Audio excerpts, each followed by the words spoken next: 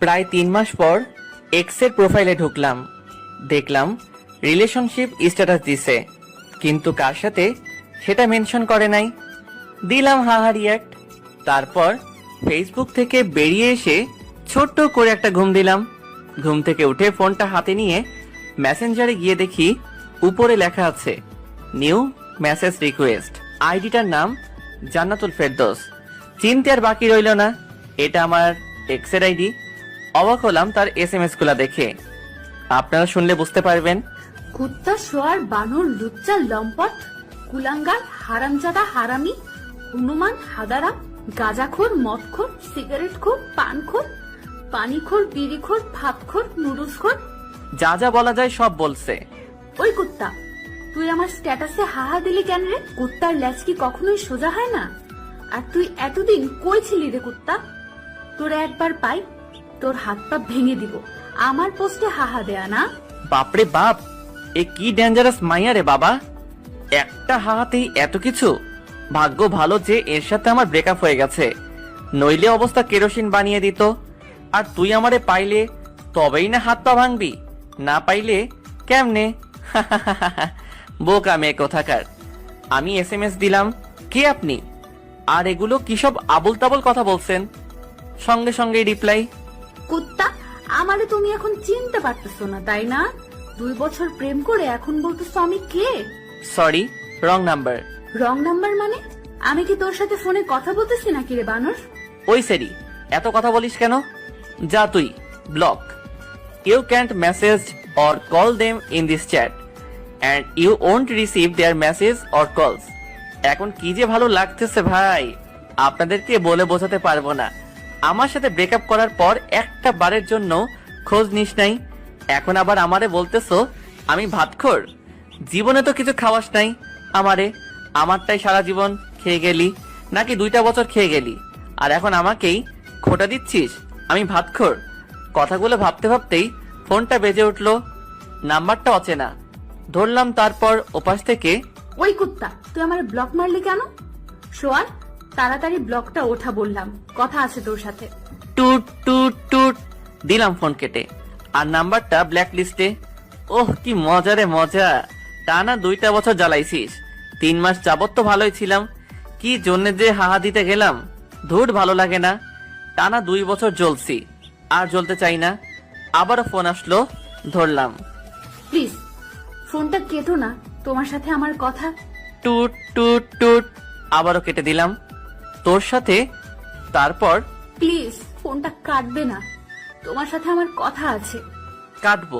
তুই কি করবি? তোর সাথে আমার কোনো কথা নাই। ওই, তুই আমাদের তুই করে বললি? হ্যাঁ বললাম, তুই কি করবি? কুত্তা, তোর সাহস তো কম না, আমারে তুই করে বলিস? তুই জানিস আমি কে?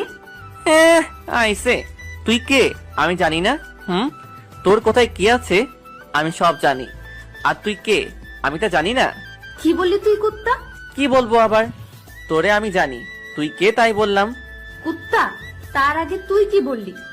আমার কোথায় কি আছে তুই সব জানিস? আরে ওটা তো কথার কথা বললাম, তোর কোথায় কি আছে আমি কিভাবে বলবো?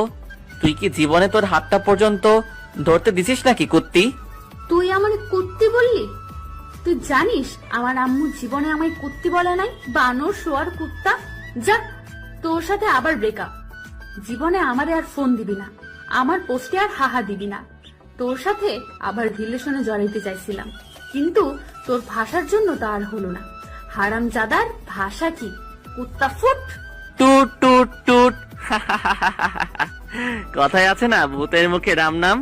এর হয়েছে তাই, যে মাইয়া কুত্তা, বানর, শুয়োর, লুচ্চা ছাড়া কথাই বলে না, সে নাকি আমার সামান্য কুত্তি বলার জন্য ব্রেকআপ করলো। ভাবা যায় বিষয়টা। যাই হোক, পরিচয়টা দিয়ে নেই। আমি আজিজ, এবার অনার্স 2য় বর্ষের ছাত্র। আর যার সাথে এতক্ষণ কথা বলছিলাম ও হলো জান্নাত, আমার গার্লফ্রেন্ড। গার্লফ্রেন্ড বললে এখন ভুল হবে, বলতে হবে এক্স গার্লফ্রেন্ড। এবার ইন্টার ফাইনাল ইয়ারে। আপনাদের সাথে কথা বলতে বলতে ফোনটা আবার বেজে উঠলো, মেজাজটা আবার খারাপ হয়ে গেল। জান্নাত মনে করে নাম্বারটা না দেখেই ধরে বলতে শুরু করলাম, ওই কুত্তি, আবার ফোন দিলি কেন? তোর কি লজ্জা নাই? খুব তো বললি আর ফোন দিবি না, সেই তো ঘুরে ফিরে আবার আমার কাছে ফোন দিলি। বেলজ্জ বেপর্দা বেহায়া মহিলা কোথাকার। ওপাশ থেকে, কি আবল তাবল কথা বলিস বাবা? আমি তোর মা বলতেছি, তুই কি পাগল হইলি নাকি রে বাবা? ফোনের দিকে তাকিয়ে দেখি, এ মা, এই তো দেখি সত্যি আম্মুর নাম্বার। এখন কি বলবো আম্মুরে? আম্মু সরি আম্মু, ভুল হয়ে গেছে। ভুল মানে? তুই আমার কুত্তি বেহায়া বেপর্দা বললি? আম্মু আমি সত্যি তোমারে বলতে চাই নাই। তো কারে বলতে চাইছিলি? দাঁড়াও, তোমারে সব বুঝিয়ে বলতেছি। দাঁড়াইতে পারবো না, তুই বল। ওকে তাহলে শোনো, সব বুঝিয়ে বললাম। ও ঠিক আছে, বেশি চিন্তা করিস নে, সব ঠিক হয়ে যাবে। তা কি জন্য ফোন দিয়েছিলে সেটা বলো। একটা খুশির খবর আছে বাবা, তুই বাড়িতে চলে আয়। তোর ভাইয়ের জন্য মেয়ে দেখতে যাব, 2-1 দিনের মধ্যে চলে আয়। ওহ আম্মু, কি খবর দিলে গো? ভাইয়ার বিয়ে? আমি কালকেই বিকালের দিকে চলে আসতেছি খুশি হয়ে, কারণ ভাইয়ার বিয়ে হয়ে গেলেই আমার পথ পরিষ্কার। ওকে আয়, সাবধানে আসবে কিন্তু। ঠিক আছে আম্মু, বলেই ফোনটা কেটে দিলাম। কাল আগে ভার্সিটি গিয়ে ছুটি নিয়ে আসতে হবে, তারপর বিকালের দিকে সোজা বাড়িতে। কিন্তু জান্নাতের জন্য খুব খারাপ লাগতেছে। যদিও ব্রেকআপ করে থাকি, তবুও তো ভালোবাসি মেয়েটাকে। অভিমানের বশে শুধু ব্রেকআপ করা। ব্রেকআপ করলেও তাও তো মেয়েটাকে একবার করে দেখতে পারি, কিন্তু বাড়িতে গেলে তাও তো দেখা হবে না। জান্নাতের সাথে আমার পরিচয় আমার বন্ধুর বোনের মাধ্যমে। সেদিন ছিল নাবিলার জন্মদিন, আমিও যাই সেদিন। বুলবুল আমার বন্ধুদের বাড়িতে। জান্নাতুলকে সেদিনই প্রথম দেখি, তারপর প্রপোজ, প্রেম, আর প্রেমের পর ব্রেকআপ।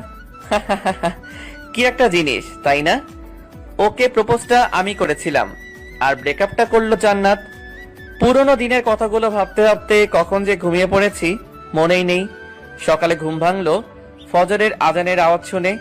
নামাজ পড়ে এসে সবকিছু গুছিয়ে নিলাম, তারপর খাওয়া দাওয়া করে ভার্সিটিতে গেলাম।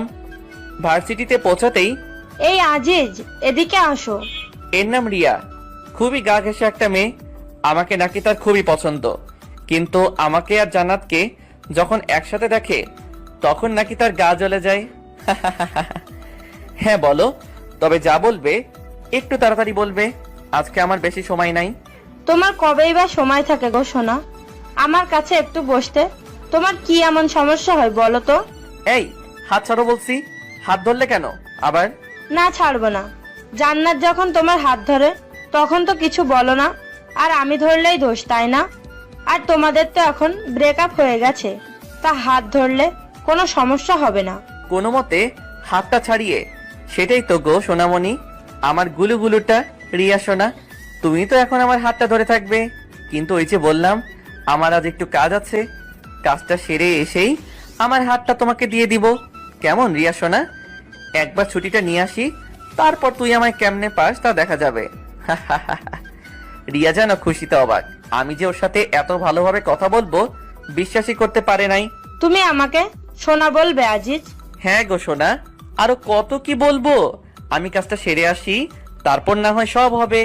ঠিক আছে, কিন্তু কোথায় যাবে? প্রিন্সিপালের রুমে। আচ্ছা তুমি তাহলে যাও, আমি তোমার জন্য এখানেই অপেক্ষায় থাকি। আরে না না, তোমার অপেক্ষা করতে হবে না, তুমি বরং ক্লাসে যাও, আমি কাজটা সেরেই আসতেছি। ঠিক আছে, তাড়াতাড়ি আসবে কিন্তু, আমি ক্লাসে গেলাম। হ, তুই তাড়াতাড়ি যা, আর আমি আগে ছুটিটা নিয়ে আসি, তারপর তুই আমারে কেমনে পাস তা দেখা যাবে। ওখান থেকে প্রিন্সিপালের রুমে আসলাম, তারপর ছুটি নিয়ে দিলাম এক দৌড়ে হোস্টেলে। তারপর ব্যাগটা নিয়ে বাস স্টেশন। এদিকে রিয়া ভাবছে স্যারের রুমে আজিজ এতক্ষণ কি করে একবার দেখে আসতে হয়, যেই ভাবা সেই কাজ। কিন্তু এ কি, স্যারের রুমে তো আজিজ নাই, একবার স্যারকে জিজ্ঞেস করতে হয়। আসতে পারি স্যার? জি আসছিল। আর তোমরা লেখাপড়া করো কেন বলতে পারো? আসতে পারি স্যার, এই কথাটা কি ইংরেজিতে বলা যায় না? Sorry sir. ইটস ওকে, আর সরি বলতে হবে না। কি জন্য এসেছো তাই বলো। স্যার আজিজ কি আপনার এখানে আসছিল? আসছিলেন, ছেলেটা খুবই ভালো। স্যার জানি, কিন্তু কি জন্য এসেছিল স্যার? ছুটি নেবার জন্য। এ হাই। এদিকে টিকিট কেটে বাসে উঠে বসে আছি, হেডফোন কানে নিয়ে বসে আছি বাসের মধ্যে। হঠাৎ চোখ গেল বাসের দরজার দিকে। একটা মেয়ে, মাশাআল্লাহ দেখতে একদম দুধে আলতা। মেয়েটা দেখি আমার সিটের দিকেই এগিয়ে আসছে, আর আমি অপলক দৃষ্টিতে তার দিকে তাকিয়ে রয়েছি। আমার সামনে দাঁড়িয়ে মেয়েটি বলল, ভাইয়া, জানালার পাশের সিটটা আমার, যদি একটু এই পাশে আসতেন। ও হ্যাঁ সরি আপু, আসুন বসুন। আরে সরি বলছেন কেন? ঠিক আছে। ধন্যবাদ। আচ্ছা আপনি কোথায় যাবেন আপু? সিরাজগঞ্জ। আপনি? আরে আমিও তো সিরাজগঞ্জে যাচ্ছি। বাহ, ভালোই হলো, গল্প করতে করতে যাওয়া যাবে। তা আপনি সিরাজগঞ্জের কোথায় যাবেন? উল্লাপাড়া। আপনি? সিরাজগঞ্জে। ও আপনার নামটা কিন্তু জানা হলো না আপু। আমি সামিরা, অনার্স দ্বিতীয় বর্ষের ছাত্রী। আপনি? আমিও অনার্স দ্বিতীয় বর্ষে। আমি আজিজ। আমরা যেহেতু একই ক্লাসে, তাহলে আমরা তো তুমি করেই বলতে পারি। তুমি কি বলো সামিরা? অবশ্যই, কেন না। আচ্ছা সামিরা, তুমি কি সিঙ্গেল? কেন বলো তো? না, এমনি শুনতে চাইলাম। না, আমার বয়ফ্রেন্ড আছে। আর তুমি? কি আর বলবো, দুঃখের কথা, আমি বর্তমানে ঝুলে আছি। ঠিক, তোমার কথা বুঝলাম না। মানে 3 মাস আগে ব্রেকআপ হয়েছে, কাল রাতে আবার এক্স এর সাথে কথা হয়েছে। ও, তা কি কথা বললে কাল রাতে? শুনবে? বলো। কথাগুলো শুনে যদি তোমার হাসতে হাসতে কাপড় খুলে যায়, তাহলে আমি কিন্তু দায়ী নই। ধুর, ফাজলামো করো নাকি? বলো তো। তাহলে শোনো, কাল রাতে সব কথাগুলো সামিরাকে বললাম। মেয়েটা হাসতে হাসতে যেন গড়াগড়ি খাওয়ার মতো অবস্থা। আমার সব কথা শুনে সামিরা হাসতে হাসতে বলল, আজিজ, তুমি তাহলে ভাত খোর? তুমিও শুরু করলে নাকি? আরে না, এমনি মজা করলাম। হুম আচ্ছা আজিজ, একটা কথা বলবো। বলো। তুমি যদি ভাত খোর হও, তাহলে তুমি এত চিকন কেন? তোমায় তো দেখে মনে হয় না তুমি ভাত খোর। ধুর, ফাইজলামো করছো আমার সাথে? যাও, তোমার সাথেও কথা নাই। আরে আরে, রাগ করো কেন? আমি তো মজা করলাম। আচ্ছা সামিরা, ভাতখোর কাকে বলে বলতে পারবে? আমি কিন্তু এর মানেটা বুঝলাম না। ওটা তোমার গার্লফ্রেন্ডের কাছে জিজ্ঞেস করো, আমি বলতে পারলাম না। মেয়েটার সাথে কথা বলতে বলতে তার গন্তব্যস্থানে পৌঁছে গেলাম। বাসের মধ্যে দুজন যতটা সময় একসাথে ছিলাম, সারাক্ষণ সামিরার মুখে হাসি ছিল। যাওয়ার সময়, আজিজ, তুমি কিন্তু খুবই মজার একটা মানুষ। যতক্ষণ তোমার সাথে ছিলাম খুবই এনজয় করলাম মুহূর্তটা। আর তোমার কথা শুনে যতটুকু বুঝলাম, জান্নাত তোমাকে খুবই ভালোবাসে। আর অভিমানের বশে শুধু তোমার সাথে এমন ব্যবহার করেছে। আমি জানি। আমি কিন্তু তোমার গার্লফ্রেন্ডকে চিনি। কি বলো? কিভাবে? সময় হলে জানতে পারবে। আল্লাহ হাফেজ, ভালো থেকো। আজিজ আর জান্নাতের সাথে আবার ভাব করে নিও। আল্লাহ হাফেজ সামিরা। কিন্তু তুমি কিভাবে জান্নাতকে চেনো সেটা তো বলে যাও। যা, মেয়েটা চলে গেল। দূর, ভালো লাগে না। আবার একটা রহস্যের মধ্যে রয়ে গেলাম। আবার ওর নামটা ছাড়া কিছুই জানা হলো না, এমনকি ফোন নাম্বারটাও নেওয়া হলো না। কথাগুলো ভাবতে ভাবতে আমার গন্তব্যস্থানে পৌঁছে গেলাম, আমার শহর উল্লাপাড়াতে। বাস থেকে নেমে একটা সিএনজি নিয়ে সোজা বাড়িতে। দরজার সামনে এসে কলিং বেল বাজাতেই আম্মু এসে দরজা খুলে দিলেন। কি রে, এত তাড়াতাড়ি এসে গেলি? কই আসলাম এতদিন পর, একটু আদর যত্ন করবে তা না, বলছো এত তাড়াতাড়ি চলে আসলাম। আর এখন কত বাজে সেদিকে খেয়াল আছে তোমার আম্মু? বিকাল 5:30 বাজে। আচ্ছা বাবা, আমার ভুল হয়ে গেছে, মাফ কর আমাকে। এখন যা, ফ্রেশ হয়ে এসে খাবি কিছু। ভাইয়া কোথায়? তোর ভাইয়া তার রুমেই আছে। ওকে আম্মা জান, আমি গেলাম। বলেই সোজা আমার রুমে চলে গেলাম। তারপর ফ্রেশ হয়ে খাওয়া দাওয়া করে ভাইয়ার রুমে গেলাম। গিয়ে, কি করছিস ভাইয়া? আরে আজিজ, তুই কখন আসলি? আয় এদিকে, আয়, বস এখানে। ভাইয়া শুনলাম কাল নাকি তোর জন্য মেয়ে দেখতে যাবে। হ্যাঁ, সেই জন্যই তো তোকে নিয়ে আসলাম। কিন্তু তুই নাকি একটা মেয়ের সাথে রিলেশন করিস, তাহলে তার কি হবে? আরে বোকা, তোর আবার কি হবে? ওর সাথেই তো বিয়েটা ঠিক হলো, আমার পছন্দের মানুষের সাথে। ভাইয়া, তোর সাথে তো তোর ভালোবাসার মানুষটার বিয়ে হচ্ছে, কিন্তু আমার যে কি হবে আল্লাহ ভালো জানে। কিরে, এত কি ভাবিস? কই কিছু না তো। তা তোর জান্নাতুলের কি খবর? এখন কি তোর ঝাড়ির উপর রাখে নাকি? ধুর, তুই যে কি বলিস না ভাইয়া। মেয়েটা কিন্তু খুব ভালো। তোরে কইছে মেয়েটা ভালো, তুই কি ওরে দেখছিস নাকি? দেখি নাই, তবে কথা তো বলিসি। তুই থাক তোর কথা নিয়ে, আমি গেলাম। এখন ঘুমাবো, আবার ডাকতে যাস না জানো। কাল কখন যাবি? ভাবি কি দেখতে, তাই বল। সকাল 10টার দিকে। Okay bye. বলেই আমার রুমে চলে আসলাম। সারাদিন অনেক ধকল গেছে, এখন একটু ঘুমাই। হঠাৎ করে ঘুমটা ভেঙে গেল। টেবিলের দিকে তাকিয়ে দেখি জান্নাত। জান্নাত সাজগোজ করতেছে। আমি তো দেখেই অবাক। ঠোঁটে হালকা লিপস্টিক, চুলগুলো খোপা করা, পরনে একটা কালো শাড়ি। আমি দেখে যেন মুগ্ধ হয়ে ওর দিকে তাকিয়ে আছি। আমার তাকিয়ে থাকা দেখে জান্নাত বলল, কি দেখো অমন করে? তোমাকে তোমাকে একদম পরিমতো লাগছে। যা দুষ্টু, ওইভাবে কেউ বলে? আমার বুঝি লজ্জা করে না? আমার কাছে আবার কিসের লজ্জা শোনা? আসো, কাছে আসো, আজ তোমার সব লিপস্টিক খাবো। বলেই হাত ধরে একটানে বুকে নিয়ে আসলাম। ভাই এই কি করো? দেখো কি করি। বলেই জান্নাতের ঠোঁটে আমার ঠোঁট চোখ বুঝে ডুবিয়ে দিলাম। কিছুক্ষণ পর, এ কি জান্নাত, তোমার ঠোঁট বালু বালু লাগে কেন? কি হলো, কথা বলো না কেন? জান্নাত, তোমার লিপস্টিক পানি পানি লাগে কেন? চোখ খুলে তাকিয়ে দেখি জান্নাত নেই, আর আমার সামনে রয়েছে দেয়াল। আর ওটা লিপস্টিক না, আমার ঠোঁট কেটে রক্ত বের হচ্ছে। রক্ত দেখে দিলাম এক চিল্লানি। এক চিল্লানিতে পুরো বাড়ি আমার রুমের মধ্যে। কি রে, কি হয়েছে? এত জোরে চিল্লাস কেন? এ কি তোর ঠোঁট কাটলো কেমনে? কি রে, এতখানি কাটলো কিভাবে? সত্যি করে বলতো, কিভাবে কাটলি? খাটে থেকে পড়ে টরে গেছিলি নাকি? এখন এদের আমি কি বলবো? যদি বলি স্বপ্নের মধ্যে জান্নাতকে চুমু দিতে গিয়ে দেয়ালের সাথে ঠোঁট ঘষেছি, তাহলে তো মান ইজ্জত সব যাবে। আসলে ভাইয়া, আম্মু, আমি খাটে থেকে পড়ে গেছিলাম। তোমরা তো জানোই আমার ঘুমের মধ্যে এপাশ ওপাশ করার স্বভাব আছে। সাবধানে ঘুমাতে পারিস না? খুব বাসলাম। কি একটা কাণ্ড হয়ে গেল বলুন তো। এই জান্নাত কি ঠিক মতো ঘুমাইতেও দেবে না? স্বপ্নের মধ্যে কত সুন্দর একটা ব্যবহার করলো, কিন্তু সামনাসামনি ওরে বাবা, একদম পেটনি। জান্নাত সবার সাথে ভালো ব্যবহার করে, শুধু আমার বেলায় এমনটা করে কেন বুঝি না। হয়তো ভালোবাসার মানুষটার প্রতি একটু বেশি অধিকার খাটাতে চায়, তাই আমার সাথে এমন করে। কথাগুলো ভাবতে ভাবতে কখন যে ঘুমিয়ে গিয়েছি খেয়ালই নাই। ঘুম থেকে উঠে ফজরের নামাজটা পড়ে খাওয়া দাওয়া করে রেডি হয়ে ভাইয়ার জন্য মেয়ে দেখতে চলে আসলাম। তারপর যা দেখলাম, মোটেও তা দেখার জন্য প্রস্তুত ছিলাম না। কারণ তা হলো, ভাইয়ার জন্য মেয়ে দেখতে এসে বসে আছি প্রায় 1 ঘন্টা হলো, কিন্তু মেয়েকে আনার কোনো নামই নাই। মেয়ে আসুক আর না আসুক তাতে আমার কি। সামনে বিভিন্ন রকমের খাবার রাখা আছে, তা আমি মনের আনন্দে খেয়ে যাচ্ছি, কিন্তু ভাইয়া কিছুই খাচ্ছেন না। ভাইয়ার মুখ দেখার মতো অবস্থা হয়ে আছে, একদম ধুতুম পেঁচা। তাই ভাইয়াকে বললাম, কি রে ভাইয়া, কিছু খাবি না নাকি? দূর, আমি আছি আমার টেনশনে, আর তুই আসিস খাওয়া নিয়ে। বুঝি না মেয়েদের এত কি সাজগোজ করা লাগে।